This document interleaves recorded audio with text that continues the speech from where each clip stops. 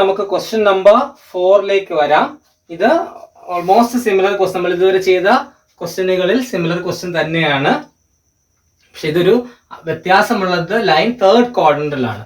അപ്പൊ അത് നമ്മൾ അറിഞ്ഞിരിക്കണം.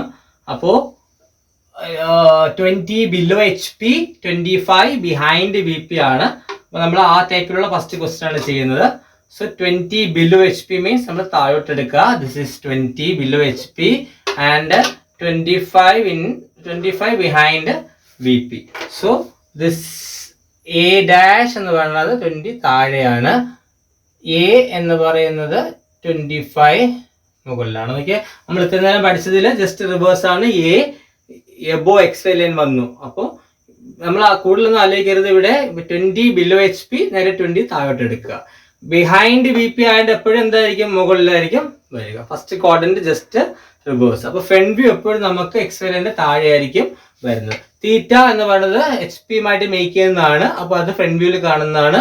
എന്താണ് 30 ഡിഗ്രി. അപ്പൊ ട്രൂ ലെങ്ത് എടുത്ത് 30 ഡിഗ്രിയിൽ വരയ്ക്കുക. 30 ഡിഗ്രിയിൽ ട്രൂ ലെങ്ത് 80 വരച്ചു കഴിഞ്ഞാൽ എനിക്ക് അവിടെ എന്ത് കിട്ടും? B ഡാഷിന്റെ ലോക്കസും ടോപ്പ് വ്യൂവിന്റെ ലെങ്തും ഇവിടെ കിട്ടും. So this is B1 dash and this is your B1. നമ്മൾ ലാസ്റ്റ് കണ്ടീഷൻ ഉപയോഗിക്കുകയാണ്. phi equal to 45 degree. ഞാൻ ട്രൂ ലെങ്ത് എടുത്ത് ഇവിടെ വരച്ചു. അപ്പൊ എനിക്കിവിടെ ലോക്കസ് കിട്ടി.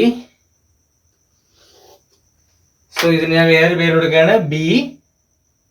B2 with phi equal to 45. അപ്പൊ എനിക്ക്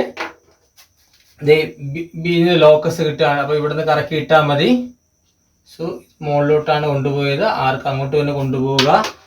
this will be your corresponding top view.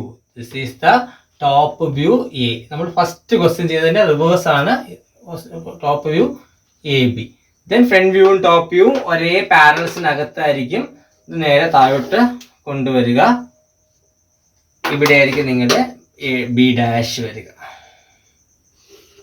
B dash. So this is B dash. This is the front view and this is the top view. അപ്പോൾ നമുക്ക് ഇവിടെ എല്ലാം കിട്ടി. ശരി.